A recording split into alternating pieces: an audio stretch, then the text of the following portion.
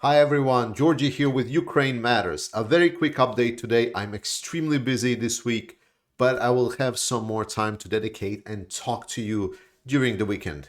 Let's go over the map. So we start with the northern direction. We hear that there are still intense fighting happening at the northern area. Russians trying essentially to get to Kupiansk, as I explained before, but they are not having progress. And one of kind of important thing that both to mention about this area where the fighting is and also Novoselievsk is the composition of forces.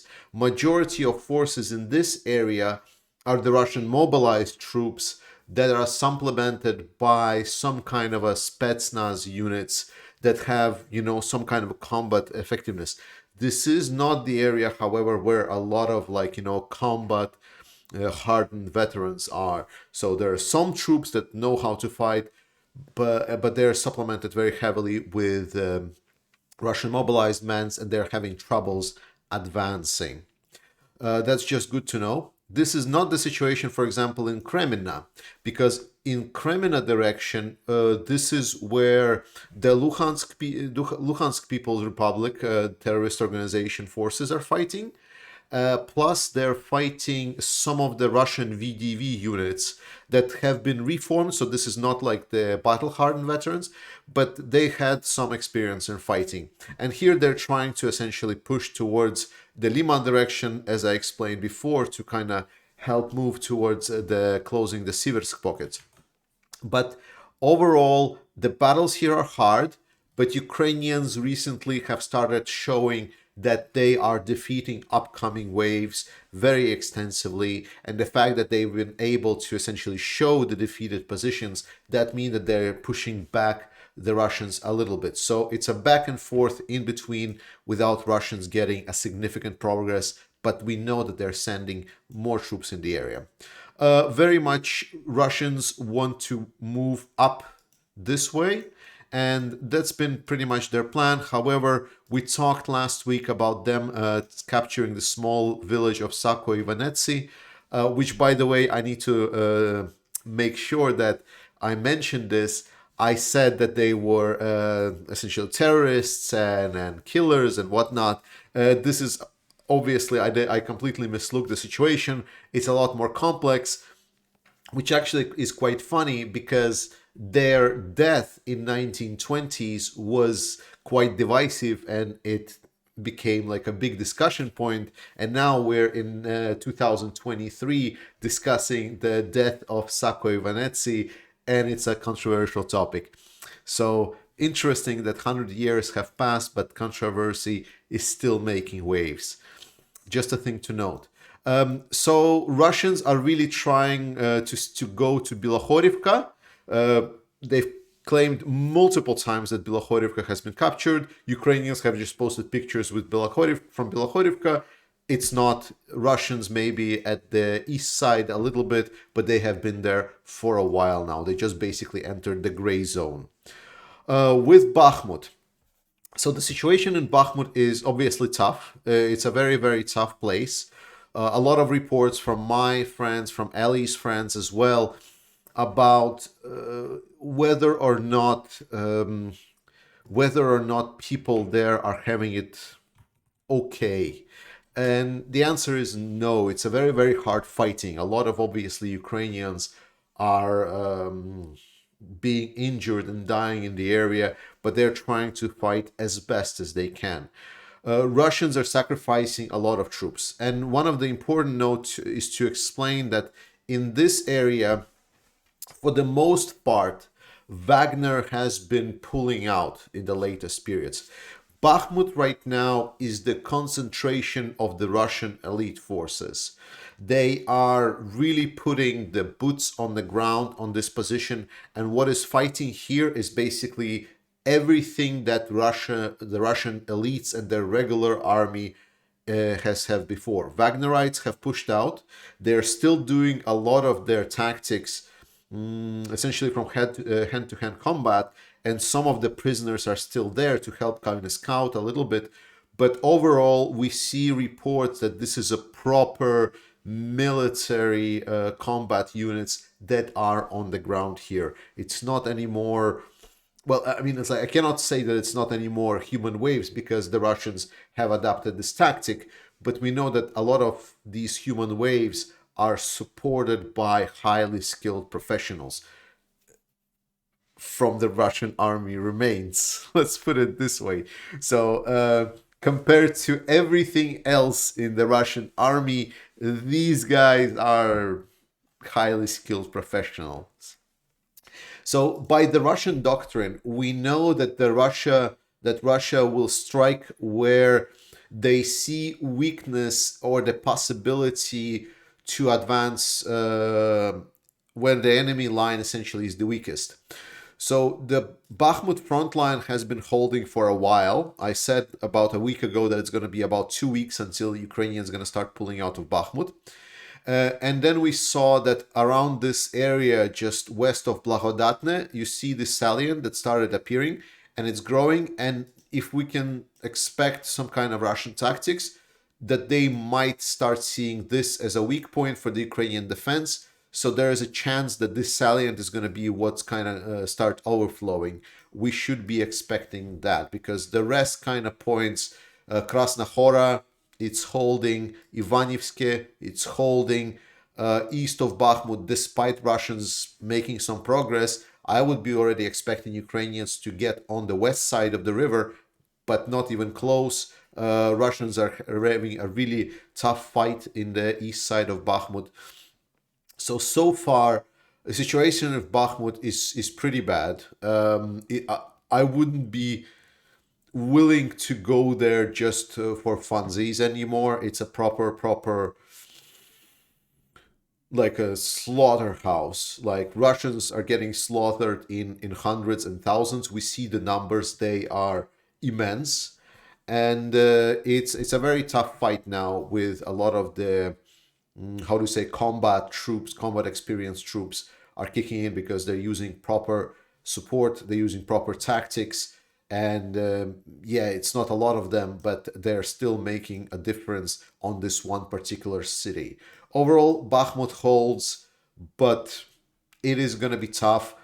I'm still gonna say that most probably next week we will see Ukrainians declaring pull out of Bakhmut.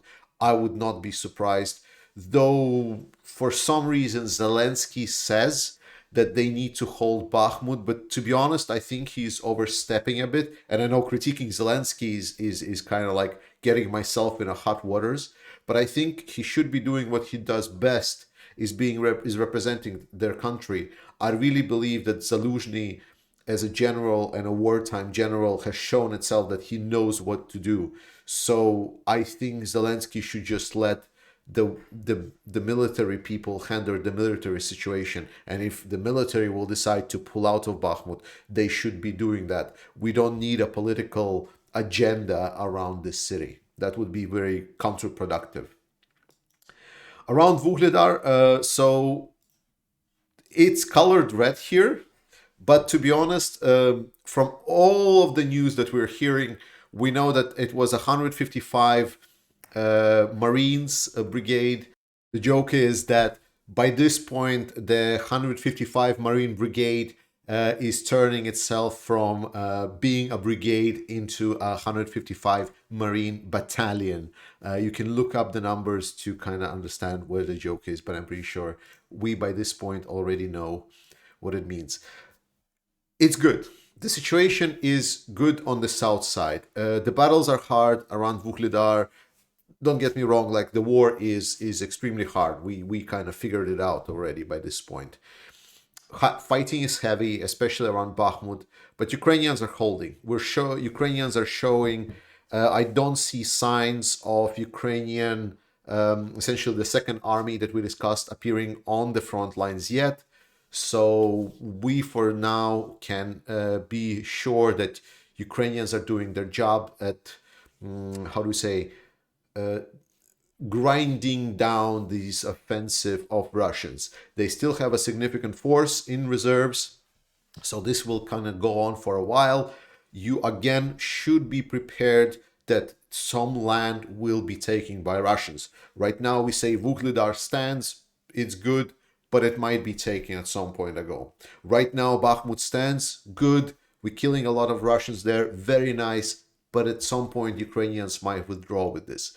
The job is to grind down the Russian attacking capabilities without engaging the reserves that Ukraine has for the counteroffensive until the supplies will come in from the west to support with tanks, to support with long-range artillery, etc.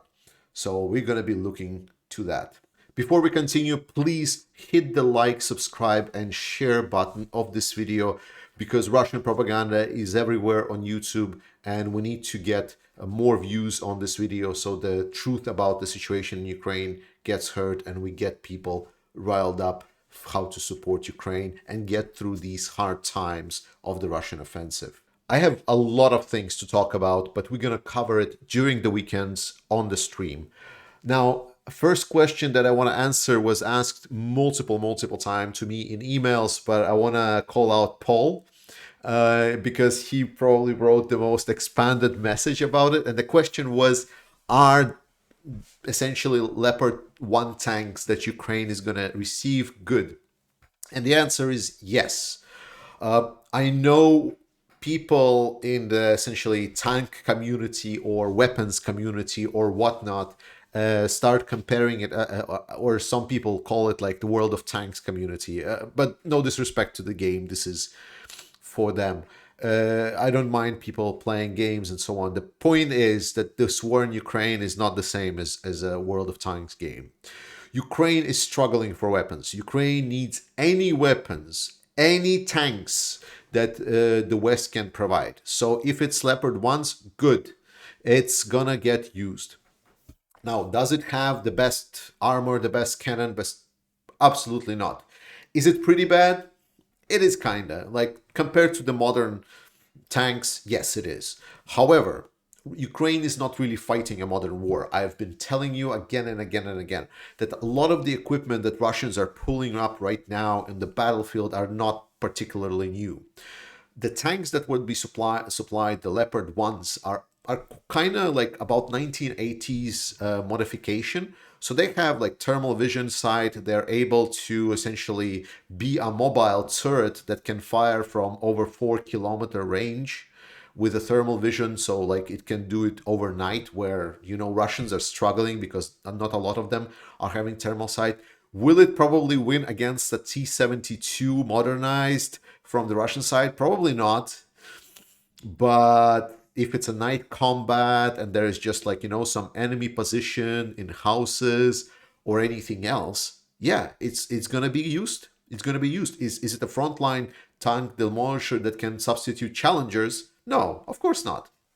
But let me put it straight and say, okay, would you rather fight this war while driving in Ford Focus or at least some kind of tank?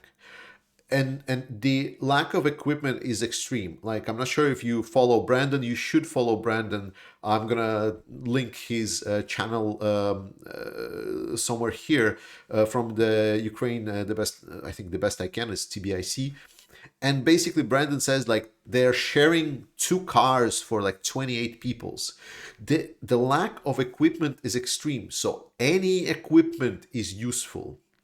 Now, some people gain critiques like, oh, well, if any weapon is used, why don't we send like, you know, tanks from like the Second World War? Why don't Ukraine takes the T-34s from the from the like memorial, from the museums or whatnot? To be honest, I'm pretty sure Ukraine could, because we've seen some of the archaic weapons being supplied. Like a lot of the, for example, super older tanks, they just don't have the spare parts. They don't have the infrastructure behind them to run.